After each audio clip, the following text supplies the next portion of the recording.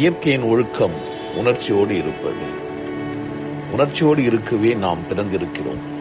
உணர்ச்சியை கொண்டாடவே நமக்கு மேலோங்கி அறிவு கொடுக்கப்பட்டிருக்கிறது. அறிவை உணர்ச்சியை கொண்டாடுவதற்கு பயன்படுத்திக் கொள்ளுங்கள். ஆனால் அறிவு வளர்ந்து உணர்ச்சியை நாசம் செய்து உணர்ச்சியை சிதைக்கும் பொழுது பாவம் மனிதன் பைத்தியக்காரனாக திரிந்து கொண்டிருக்கிறான். ஒருமுறை சாலையை பாருங்கள். வேக வேகமாய் மனிதர்கள் பைத்தியக்காரத்தனமாய் ஓடிக்கொண்டிருப்பதை பாருங்கள்.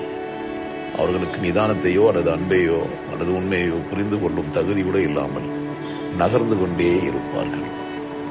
உணர்ச்சி செத்த மனிதர்களாய், அறிவு மிகுந்த அசிங்கங்களாய், இயந்திர மனிதனாய் மாறிப்போன இந்த சமூகத்தில் ஒருமுறை உங்களால் உணர்ச்சியில் நிரப்பப்படுத்த முடியுமானால் நீங்கள் நன்றியுள்ள ஒரு ஜீவிதத்தை சந்திக்கலாம்.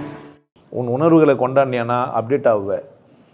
வாழ்க்கை இன்பமாக இருக்கும், மகிழ்ச்சியாக இருக்கும், சந்தோஷமாக என்ன பண்ணலாம், போகலாம். சாவ வேணாம். என்ன பண்ணலாம், போகலாம். இல்லைன்னா சாவு தாண்டி. எவ்வளோ தூரம் நீ அறிவாளிக்கிறியா அவ்வளோ தூரம் உனக்கு என்ன தான்.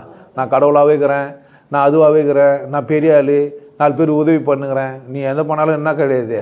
உன்னை கொண்டாடாத நீ யார் கிடையாது.